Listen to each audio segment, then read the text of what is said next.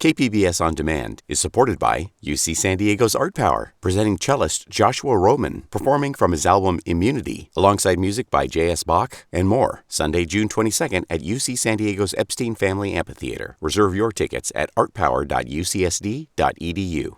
Listener discretion is advised for explicit content. You know, I think we had a rebellion. I'm here to tell you about the evils of police cards for all dancers in San Diego. This was not a fair thing that was happening to us. You know, they were destroying lives, and they were there to protect and to serve, and they were not. So does that handle your concern? No, Ms. Pierce says. A lot of things were happening around the country that were rebellious. In the last 11 years, I've been very active in maintaining the rights of dancers. And I love that fierce protectiveness about her. She's like a big mama bear. I was bringing out my stripper energy, and there was no backing down for me. After more than a decade of sexual harassment, coerced encounters, and psychological abuse by San Diego Vice, Kata Pierce-Morgan and her fellow Les Girls dancers were ready to tap into their stripper energy and fight back. If polite society and the legal system were not going to help them end the abuse, then they would take matters into their own hands. If no one was willing to believe a bunch of strippers, then Kata would install video cameras to prove their claims. If the Rat Pack cops thought they could terrorize them into silence, then they would find their voice and speak up. And if Internal Affairs refused to take their complaints seriously, then Kata would simply have to come up with a new game plan. Prepare for Chapter 5, Fighting Back, or the Rise of Stripper Energy. I need to take a quick break, and then I'll be back with more of Stripper Energy, fighting back from the fringes. And just a reminder, this is also available as a video podcast. Go to kpbs.org/stripperenergy for more information. KPBS On Demand is supported by UC San Diego's Art Power, presenting cellist Joshua Roman, performing from his album Immunity, alongside music by J.S. Bach and more, Sunday, June 22nd at UC San Diego's Epstein Family Amphitheater. Reserve your tickets at artpower.ucsd.edu. When I knew her, she was very brave. Lawyer John Barrage represented Les Girls in the 1980s. She was the driving force behind 90% of our complaints to the police department. She wanted to make sure that misconduct was reported. Kata wanted to work within the system. She wanted the police department to be held accountable through proper channels. But the proper channels kept letting her down. So it says, "Dear Miss Pierce, this is to inform you that a thorough investigation into your complaint has been completed. We have determined that certain actions of the officers were improper. However, Section 832.7 of the Penal Code prohibits the disclosure of any disciplinary action taken when contained in the officer's personnel file. For this reason, we are unable to be specific as to what action will ultimately be taken." The problem when representing adult entertainment is the public doesn't care. The police don't care. Ultimately, you have to do something drastic like go to court to get some kind of action. So Kata went to court, filing claims on behalf of multiple dancers. Here are dancer arrests. But true justice never came. Consider the case of Angela Faulkner, a young dancer who had been relentlessly harassed by a member of the Vice Squad's Rat Pack. The city paid a settlement to her of a minimal amount of only $700, which, if you compare it to what the police women, they received $35,000 because officers made sexual comments to them. And yet Angela, who had to endure this night after night, she only received $700. Somehow they always got away with it. They always got promoted, and then they ended up being in charge of the checks and balances.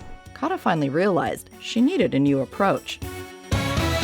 So she went public.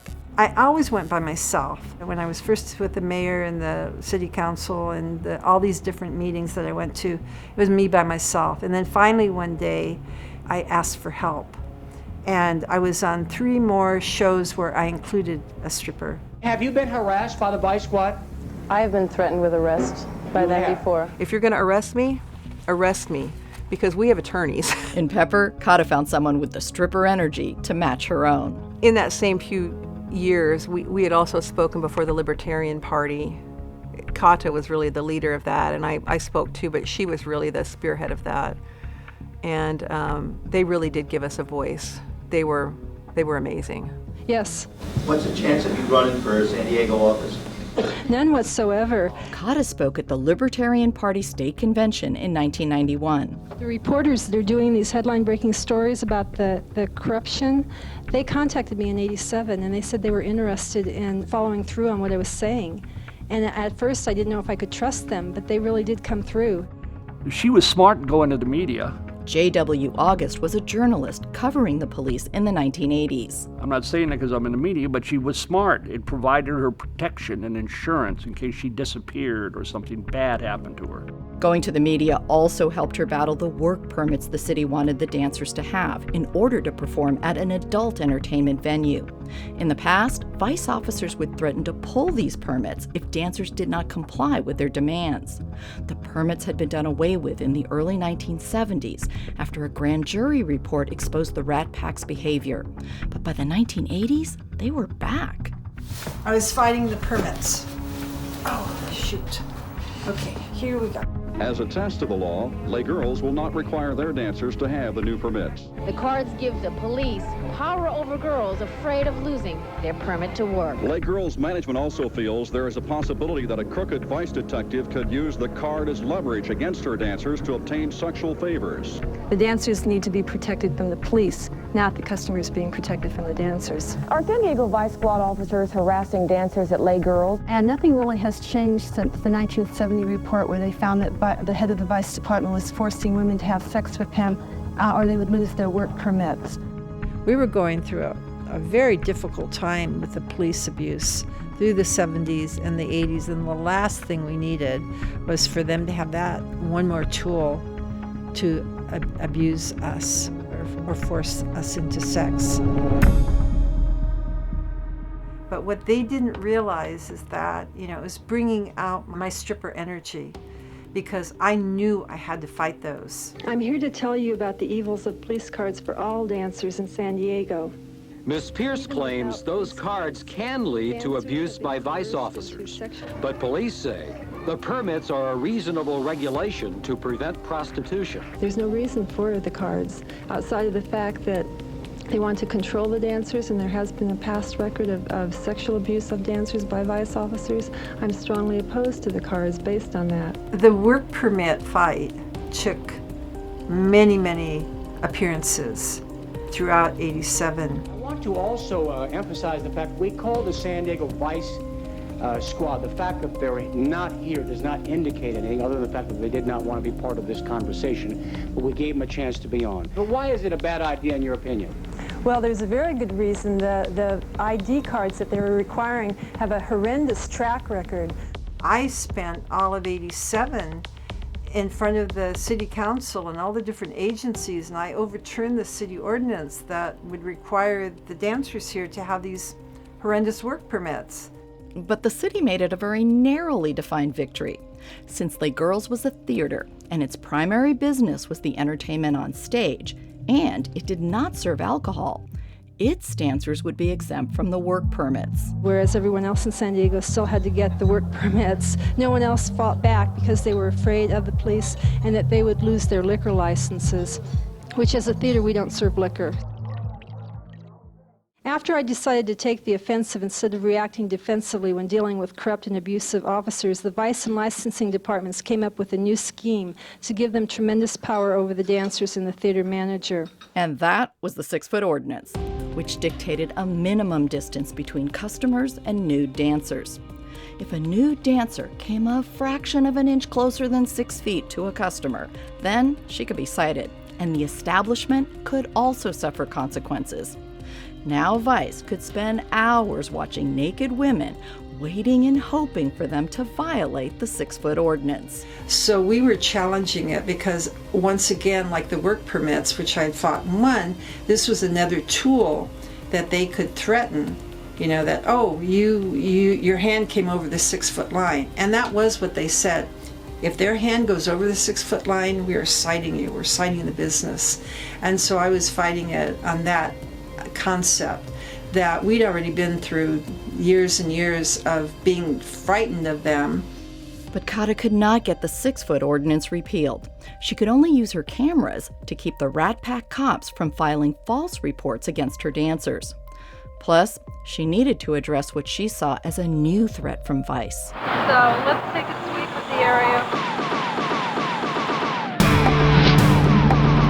I should get out and kick your ass. It started with a rise in prostitution on the corner of Riley and Hancock, right in front of Les Girls Theater. Police were not responding to Kata's complaints about the sudden influx of pimps and prostitutes in the Midway area. Since Les Girls was located near the Naval Training Center, sailors had always been a key customer base. So when police included the Naval Investigative Service in a sting operation targeting sailors but not prostitutes for arrest, and then took the opportunity to publicly link prostitution with adult entertainment venues like Les Girls, Kata knew something was up. Her theory? Could it be that the police were deliberately setting up the Midway area with a large concentration of prostitutes in order for it to be labeled a trouble spot and then put off limits by the Navy, which would be financially devastating to her business? I need to take one last break, and then I'll be back with more of Stripper Energy, fighting back from the fringes. KPBS On Demand is supported by UC San Diego's Art Power, presenting cellist Joshua Roman, performing from his album Immunity, alongside music by J.S. Bach and more, Sunday, June 22nd at UC San Diego's Epstein Family Amphitheater. Reserve your tickets at artpower.ucsd.edu. What didn't I do? I took every avenue I could, to stop what I thought was a setup. The first thing I did was, because what they were doing historically was they were trying to declare us a trouble spot by having as many arrests or incidents as they could at our location. And they found that it was easier to go through the Navy to put us off limits and then to hurt us financially. And that's what they were intending to do. So what I did is I went to the naval base, the NTC, and I talked to the head guy. He was a commander. And then the second thing I did, which is interesting, is I kept a detailed journal from the get-go. For months I had a helpless feeling concerning the prostitution, as I felt that the police had no viable plan or interest in solving the influx of prostitution into our area. I decided to conduct my own undercover operation. I ended up getting cameras like this, the big cameras. I used walkie-talkies and I used the microcassette. I actually started putting it where nobody could get to it, and that was inside. I can't even do it anymore. I've matured. I'm bigger. But I would wear it right here like this, and I would go around with this mini cassette going. I decided that, I was going to have to prove that we were being set up. So I dressed in my concept of a hooker, and I went outside and I spent months in the summer of '89 out on the streets, and I had my own camera crew. We had the big cameras. We had cameras set up at that time under the Les Girls sign. We had a flower shop with plexiglass. So that was our ground zero or home base. Owners are always doing battle with the city over new restrictions. They've also complained about harassment from the Vice Squad. And recently they've encountered another problem, prostitution. Street hookers picking up customers. The owner of Les Girls documented the influx of prostitutes, photographing the women, their pimps, and cab drivers. I'll tell you something. I have privacy, all right? I like to have some privacy. If you don't want that camera right there taken off and me thrown on the ground, I'll smash it. I found that the cabbies appeared to be working with the girls. They were running a limousine service. There are many pimps in the area, circulating, lurking in the shadows. And from all appearances, it didn't seem to me that the uniformed patrol were doing anything about it. Kata also hoped to disrupt the business the pimps and prostitutes were trying to conduct outside Les Girls. First of all, when a hooker is trying to approach a John, the last thing that either of them want is to be on camera. The other thing I did was I protected the military guys by handing out flyers warning them of how they could be arrested. So I've got one great photo of this hooker, and she's leaning, and there's the potential John, and they've got my flyer, and they're both reading it together. And I just find that picture charming, precious. So Shorty and I were out there, and we were doing the filming. You see Shorty with his camera, and he's filming the hooker. Go ahead, you go to jail. And then you see them fighting. You touched the camera. That's fucking jail, oh, you yeah? asshole. Bullshit. Don't touch me. You started off by touching the camera. I put my hand in front of the camera. I didn't touch your Oh, fucking bullshit. There's fingerprints camera. on there. You touch my hand again and you're a fucking asshole. You better leave the area now. Otherwise, I will call the police. We are the police. So we busted a sting. What I had to do is to make friends with the hookers. One was Cindy, and she was the sweet little ditzy blonde. And she was telling me, about their relationship with the cops and how they were. The vibes be drinking and dating more than any trick out here, Yeah, I know. They do, and then they take you to jail after they get done and get their money back, Yeah. And I explained to her what I was doing, and I said, listen, as I told all of the hookers, you can go anywhere you want to, but we're stuck here. We're licensed. They're trying to take our license away, and we have nowhere to go. Why did they come over here? Why did they come here? Okay, I used to work on El Cajon Boulevard, and I didn't find out about this place till December. Yeah. But then everybody started moving in here because the police were taking us to jail. And I haven't been here. You mean the police were taking you to jail in El Cajon? And they come over here and the police are real nice with us. Because we used to work right back here, and then we all started working here. And now all the girls work way down Rosecrans. Kata spent months on what she called her street patrol and was thrilled to find out from Turk, the bodyguard from the business next door to Les Girls, that the cops were not happy with her undercover operation.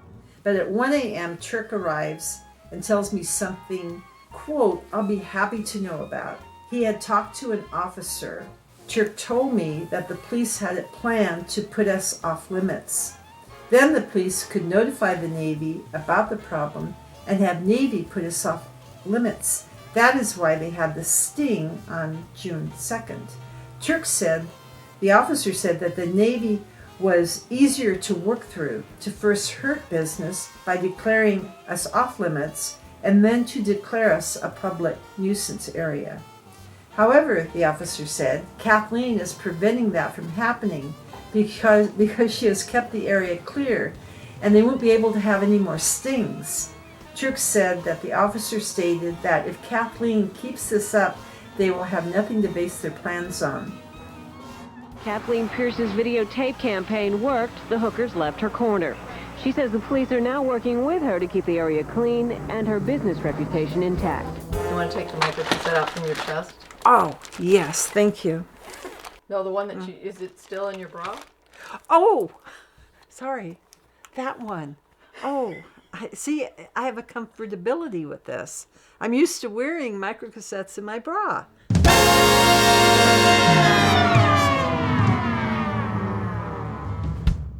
But her undercover operation also resulted in an unexpected encounter with a pair of patrol cops.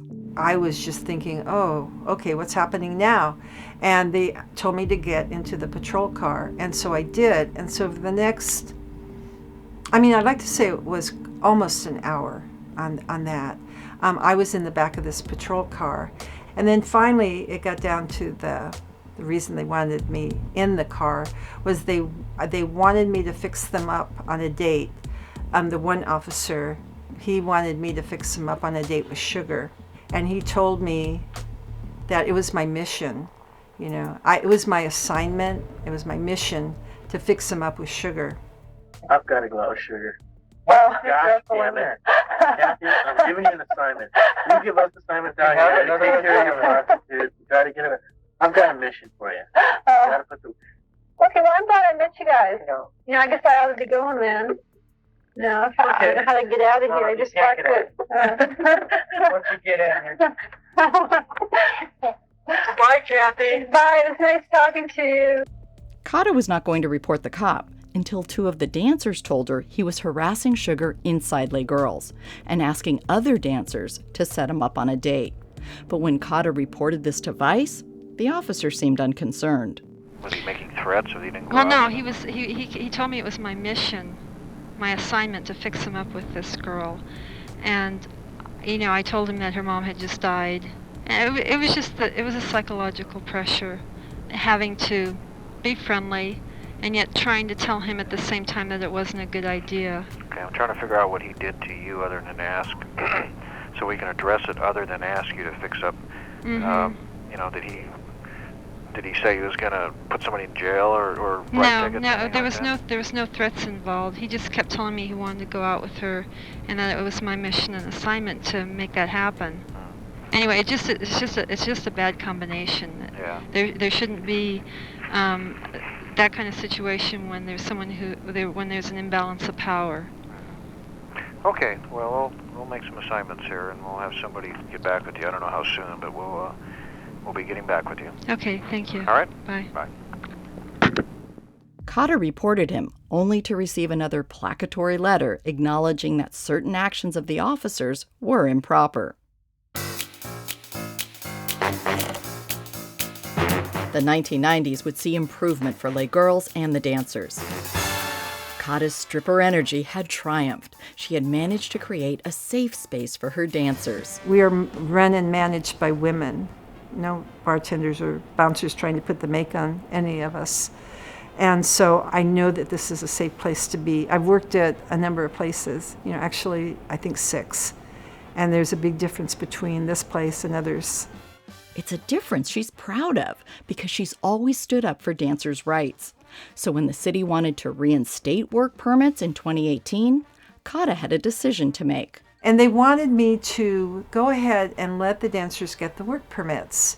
And I'm looking at this, the whole setting and how different it was. And they assured me that there were so many checks and balances that nothing bad would ever happen to us again. And so then I said, well, in that case, we will get the work permits. And so after 1987 to 2018, I backed down. I didn't back down. I agreed. I felt that we were safe doing it. Mel, who requested her identity not be revealed, is the current manager of Les Girls Theater. She says vice is no longer a problem. We haven't really had any big issues. I mean, we got a letter once from Vice telling us that one of the girls had violated the law, the no touching law. And I said, I want to know what date and time this supposedly happened because I'm going to review our footage. And that was the last time that we ever got that kind of letter. But I do think that a portion of it is they realize that Kathy will fight her ass off, as she did before, and they're not going to take advantage of us. Today, the impact of Kata's fight can be felt beyond lay girls in the adult entertainment industry. Long-sought reforms are now in place, thanks to decades of activism against police abuse from many marginalized communities. Police are no longer able to just investigate themselves and consider a case closed. San Diego now has a Citizens Police Review Board with subpoena power. J.W. August has pushed for this kind of accountability through his reporting.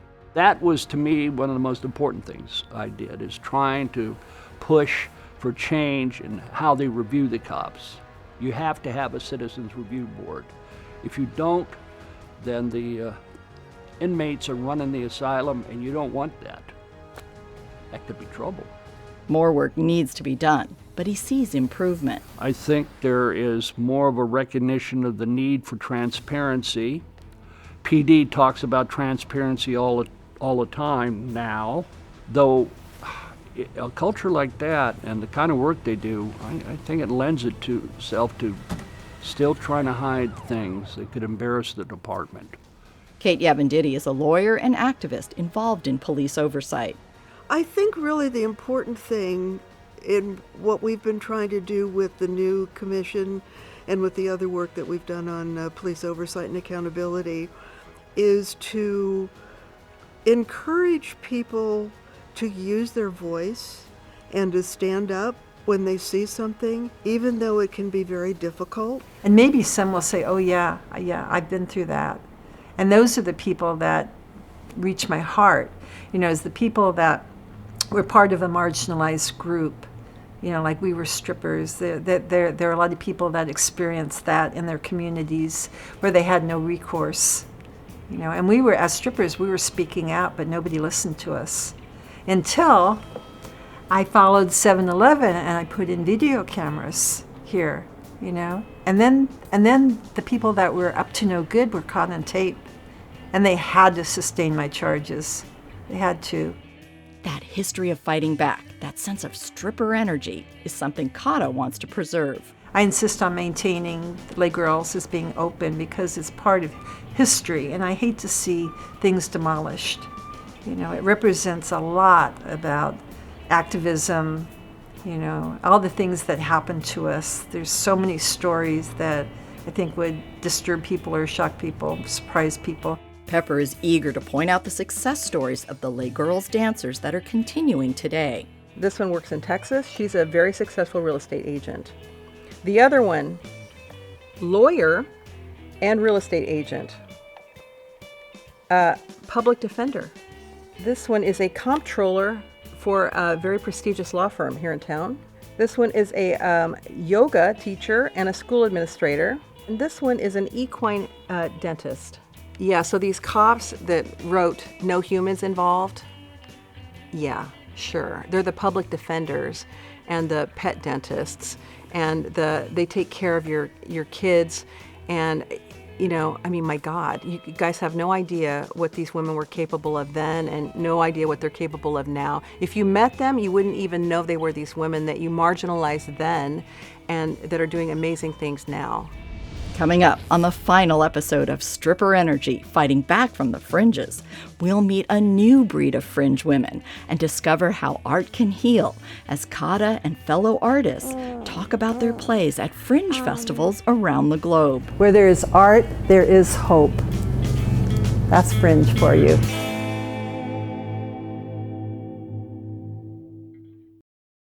KPBS On Demand is supported by UC San Diego's Art Power, presenting cellist Joshua Roman, performing from his album Immunity, alongside music by J.S. Bach and more, Sunday, June 22nd at UC San Diego's Epstein Family Amphitheater. Reserve your tickets at artpower.ucsd.edu.